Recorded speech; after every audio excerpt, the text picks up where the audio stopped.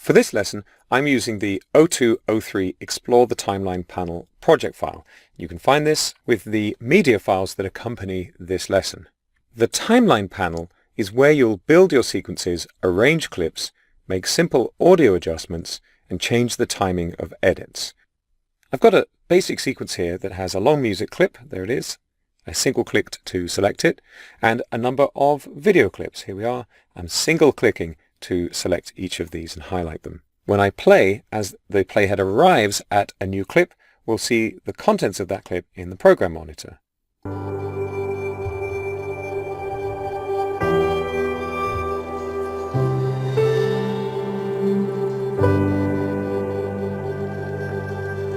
So constructing a sequence is largely placing clips one after another from left to right inside the timeline panel. You'll notice that we've got video tracks and audio tracks, and there's a line dividing them that you can click on and drag to change which part of the sequence you're looking at. As your sequences become more complex, this dividing line might become more useful. Note that I'm clicking here to the left of the line dividing the track headers from the tracks themselves, not in between the tracks in the main part of the timeline panel. There's a very useful keyboard shortcut that you can use to make any panel in Premiere Pro full screen, and it's the accent grav key. I'm just pressing it right now. Whichever panel your mouse cursor is over will go full screen, and you can press the button again to go back to the regular size.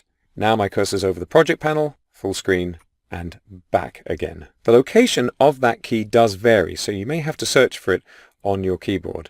Each video track in the timeline panel has a track output option. Here I'm just clicking the eyeball to turn off track output for video 1. And now I'll still get the music if I play, but none of the pictures. I'll just click that button to turn the track back on. You also have a mute option for audio tracks. If I click this M for mute track and play, I'm pressing the spacebar now. No audio. I'll turn that back off.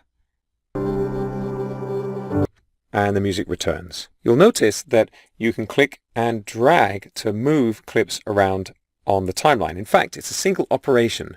You don't need to click and release and then click and drag. I can just drag in a single step. And you'll notice if I drag over to the left, this clip segment, as it's called, snaps into position. You feel it more than you see it, but you can just about see that clip jumps into position at the end of the previous clip. It lines up perfectly. This feature is called snapping, and you can turn it off and on at the top left of the timeline panel by clicking this button here, Snap. I can also select a number of clips by lassoing. I'm going to click and drag here to make a marquee selection. And now that I've got 4 clips selected, I can move them all together. Selection is important in Premiere Pro. And of course, you can tell which clips are selected because they're highlighted. Notice also that we have the option to resize these track headers quite a lot. Again, I'm clicking to the left of the line here where all of the controls are. I can make these waveforms really quite tall. And you'll notice that some of the controls in the track header are just not visible until you make the track header taller. If you have a mouse wheel, you can use that to change the height as well. There's a navigator at the bottom of the timeline panel, which is also a zoom control. You can click on these handles to zoom in and out. And you'll notice at the top left of the timeline panel, we have a timecode indicator. This is where we are in our sequence based on hours, minutes, seconds, and frames.